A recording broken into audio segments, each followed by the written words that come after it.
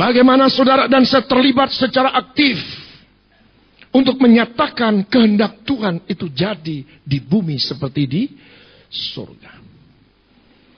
Maka saudaraku yang kasih Tuhan, yang pertama yang kita catat, jangan sampai kita mengabaikan ini. Di situ dikatakan, beginilah firman Tuhan semesta alam, bangsa ini berkata, sekarang belum waktunya untuk membangun kembali rumah Tuhan. Yang menentukan adalah manusia. Yang artinya ketika itu mereka sedang lalai. Mereka sedang mengabaikan satu kepentingan, satu kerinduan Tuhan. Karena Tuhan sudah memberikan ikatan perjanjian bahwa di mana ada rumahku, di situ aku hadir. Bahkan dikatakan, ingatkah engkau ketika aku membawa engkau keluar dari Mesir, aku menyertaimu dan aku tinggal di tengah-tengahmu. Pada saat perjalanan di padang gurun, memang mereka tidak membangun rumah Allah secara permanen. Tetapi mereka membawa kemah pertemuan. Pada saat yang diperlukan, mereka membangun kemah pertemuan itu. Ketika ada kepentingan-kepentingan baik Musa untuk berdoa dan bertanya kepada Tuhan, ataupun Tuhan mau berbicara kepada Musa sebagai pemimpin bangsa dalam pergerakan di padang gurun, disertai dengan tiang awan dan tiang api itu. Saudara yang dikasih dalam Kristus Yesus Tuhan, maka biasa oleh karena kita terpengaruh oleh situasi dan kondisi. Begitu padatnya acara, begitu padatnya kegiatan, begitu banyaknya hal yang sedang merenggut waktu-waktu kita. Kita doa di rumah. Kita datang dalam ibadah minggu.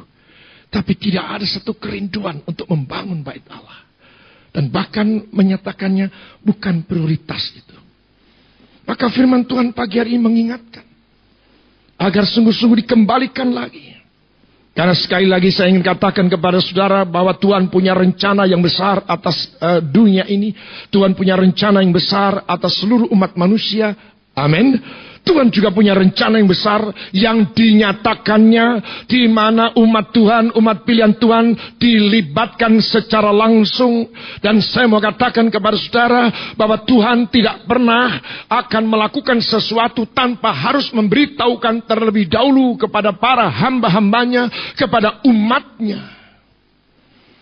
Maka keterlibatan kita secara aktif itulah yang Tuhan kehendaki. Maka hendaknya dimulai kembali. Harus ada kesepakatan. Di sini ada kesepakatan pesan Nabi Hagai itu datang kepada Zerubabel. Tidak hanya datang kepada Zerubabel, tetapi juga datang kepada Yosua. Dan mereka kemudian bersepakat. Saudaraku yang dikasih Tuhan, saya baca pada ayat, datanglah firman Tuhan dengan perantaraan Nabi Hagai kepada Zerubabel bin Silti dan Bupati Yehuda sebagai raja, dan kepada Yosua bin Yosadak, imam besar. Ya, ada kesehatian, menerima pesan yang sama, menyikapi dengan sikap yang sama. Ketika kita sendiri sekarang ini sedang dalam pergumulan untuk rumah Allah.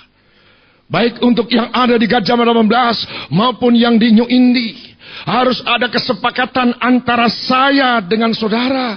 Antara imam dengan raja. Ini pernah saya berikan pelajaran secara khusus tentang imam dan raja. Harus ada kesehatian. Harus ada kebersamaan. Jangan sampai kita melalaikan, jangan sampai kita mengabaikan. Bahkan justru pesan Tuhan melalui hambanya Hagai ini juga kepada kita saat ini. Sungguh-sungguh Tuhan menghendaki supaya itu menjadi prioritas. Karena apa? Karena ada hubungan yang erat. Baik yang dimaksud hubungan erat antara Tuhan dengan umatnya. Bagaimana hubungan kita? Adakah hubungan kita punya hubungan yang baik? Adakah hubungan yang intim dengan Tuhan? Maka itu akan memberikan pengaruh kepada keadaan kita. Keadaan rumah tangga kita, keadaan hidup nikah kita, dalam keadaan ekonomi kita. Di situ diingatkan, perhatikanlah keadaanmu. Kamu menabur banyak tetapi membawa pulang hasil sedikit. Kamu makan tetapi tidak sampai kenyang. Kamu minum tetapi tidak sampai puas. Kamu berpakaian tetapi badanmu tidak sampai panas. Dan orang yang bekerja untuk upah, ia bekerja untuk upah yang ditaruh dalam pundi-pundi yang berlubang.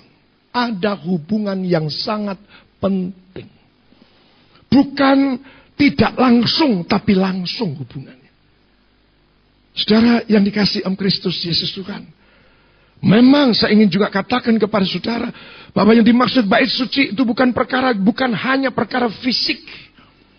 Tetapi yang dimaksud bait Allah itu juga berbicara tentang non fisik. Adakah saudara dan saya hari-hari ini benar-benar menyadari bahwa ini adalah bait Allah? Adakah kita membangun dengan baik, memeliharanya dengan baik, dan melayani di dalam bait Allah kita sendiri dengan baik? Yang berulang kali baik melalui pelajaran maupun melalui khotbah, saya selalu ingatkan dalam ruangan suci itu ada meja roti sajian, ada kaki dian, ada mezbah ukupan.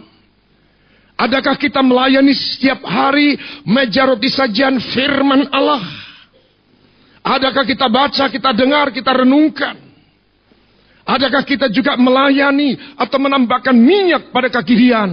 Adakah kita adalah orang-orang yang suka berdoa? Siapa yang suka berdoa, dia menambahkan minyak dalam ruangan suci. Amin. Sehingga terang terus terang. Sehingga tidak ada satu masalah yang saudara anggap, aku wis ora ngerti bagaimana.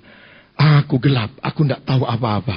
Tapi ketika saudara banyak berdoa, ruangan suci tetap terang. Saudara tetap pasti, jalan Tuhan tetap terbuka bagi kita. Adakah saudara dan saya tetap melayani mezbah ukupan dengan menambahkan kemenyan atau mur di situ? Ya, supaya asap itu memenuhi ruangan suci. Adakah saudara dan saya senantiasa suka memuji-muji dan menyembah Tuhan? Ingat Ibrani 12 ayat 28. Marilah kita beribadah dengan cara yang berkenan. Hari-hari ini sedang muncul tren penggenapan firman Tuhan. Bahwa akhir zaman ini akan ada terjadi peringatan Paulus kepada Timotius. Bahwa orang memberitakan firman hanya untuk enak didengar. Dongeng-dongeng. Ya. Bukan hanya itu. Kemudian unsur-unsur di dalamnya dikurang-kurangi. Ya, dikurang-kurangi. Apa enaknya ini? Firmannya pendek saja. Pendek saja. Kalau bisa firmannya 15 menit saja. Ya, kalau saya itu pembukaan, selesai sudah. Dadah gitu ya. Enak juga loh kalau 15 menit ya.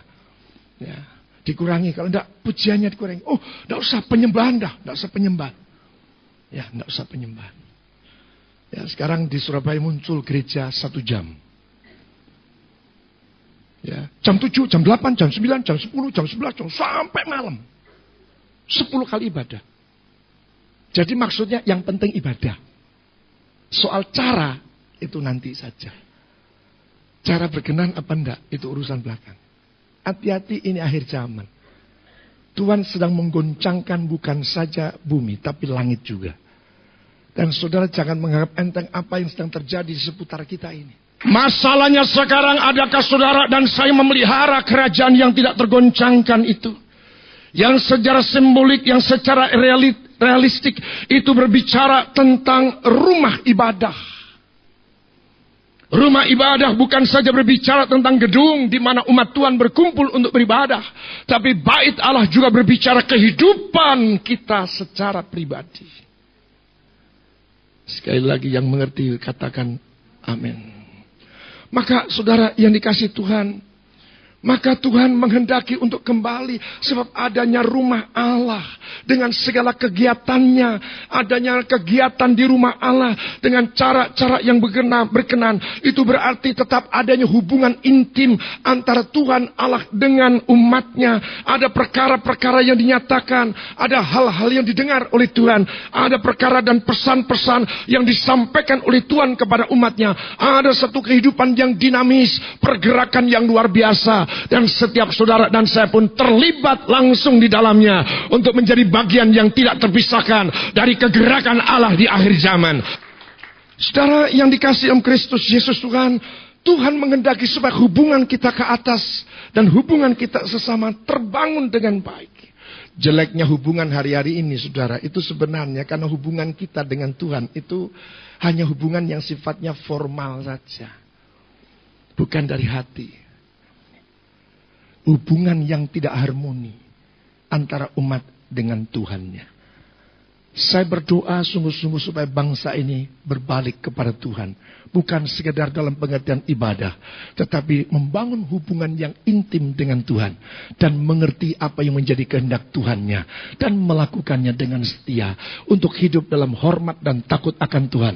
Saya percaya ketika gereja Tuhan mempelopori hal ini. Dan memang itulah yang Tuhan kehendaki di akhir zaman. Sebab dikatakan dengan jelas, gunung rumah Tuhan akan menjulang lebih tinggi daripada gunung yang lain. Kesana Tuhan akan memerintahkan damai sejahtera, sukacita, bahkan sejahteraan akan Tuhan nyatakan melalui gereja Tuhan.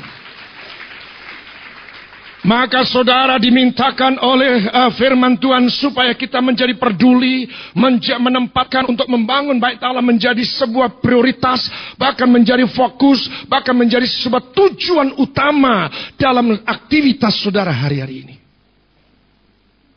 Saudara yang dikasihi Tuhan, bukti hubungan horizontal kita rusak. Hubungan sesama kita rusak hanya oleh karena tidak indahnya, tidak intimnya hubungan kita dengan Tuhan. Sehingga apa? Dikuasai dengan kemarahan, dikuasai dengan kedagingan. Itu tugas kita, saudara. Untuk supaya sungguh sejahtera itu terjadi. Damai sejahtera dikatakan, adapun rumah ini kemegahan yang kemudian akan melebihi kemegahannya yang semula. Firman Tuhan semesta alam, dan di tempat itu aku akan memberi damai sejahtera. Kalau saudara ini punya pikiran fokus, punya prioritas untuk membangun bait Allah, terlibat secara langsung, bukan hanya sekedar saudara hanya sekedar berdoa, tidak, tapi terlibat secara langsung pribadi lepas pribadi. Karena Roma 12 ayat yang pertama itu jelas menyatakan keterlibatan kita langsung, bukan hanya rohnya, bukan hanya jiwanya, tapi dikatakan persembahkan tubuhmu yang hidup, yang berkenan kepada Allah sebagai persembahan yang sebagai ibadah yang sejati. Terlibat semua, tubuh, jiwa dan rohnya. Kita ini harus terlibat langsung. Amin. Yang artinya terlibat langsung dalam apa? Baik itu pembangunan fisik maupun pembangunan non fisik. Karena kemuliaan Tuhan turun itu bukan saja dinyatakan kepada gereja dalam pengertian kelompok. Tapi kemuliaan Tuhan itu akan dinyatakan secara pribadi. Maka poin yang berikut oleh ayat yang ke-7 di situ dikatakan beginilah firman Tuhan semesta alam.